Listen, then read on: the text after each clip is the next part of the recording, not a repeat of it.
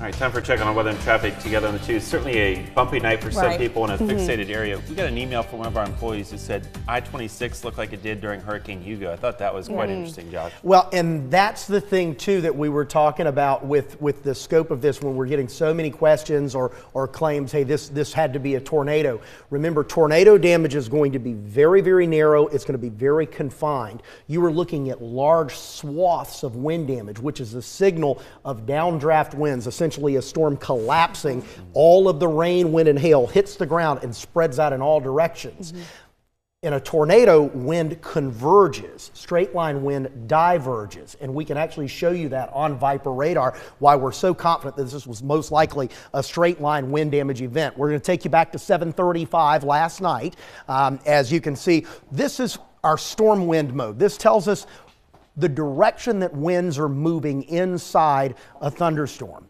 Greens indicate wind moving toward the radar. The radar is down here, farther to the south. So these greens are moving toward it. The reds are moving away. Notice there's a large area of red moving away from the radar toward Somerville. We'll take you to 740. Here it comes into Somerville.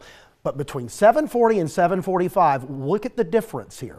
You've got a bright red spot right over Somerville near Ladson as well, and then a bright green spot just behind it.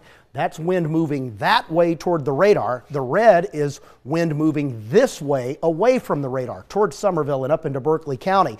And you can see as we put the arrows on here, this is diverging wind essentially from a collapsing thunderstorm. And that's why we had all of the large hail reports, all of the wind damage reports, and they were right here in this zone, a fairly large area for what you would talk about when you're looking at wind damage and hail reports, which also makes us really confident that this was a straight line wind event in most cases. If there was a tornado, it would have been very, very small and very, very brief, and you probably wouldn't even be able to tell the difference inside what was going on a much larger scale there. We're all quiet now on Viper radar, everything calming down here as we move through your morning hours.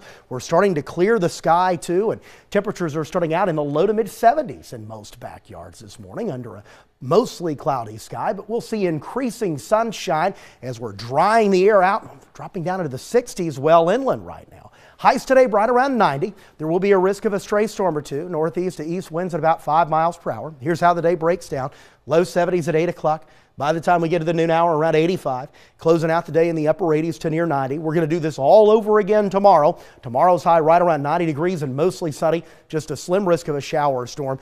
Now, it looks like we may get a little more active, especially in the afternoon and evening hours later in the week into the weekend as things heat up again. Count on 2 for the Low Country's only 10-day outlook with scattered to even numerous showers and thunderstorms possible Thursday afternoon and then again Sunday afternoon. It's just going to be plain old hot, too, at the end of the weekend with highs in the low to mid-90s and morning lows back into the mid-70s. That's an indication of much higher humidity arriving, too, as we head into the end of the week into next weekend. Megan.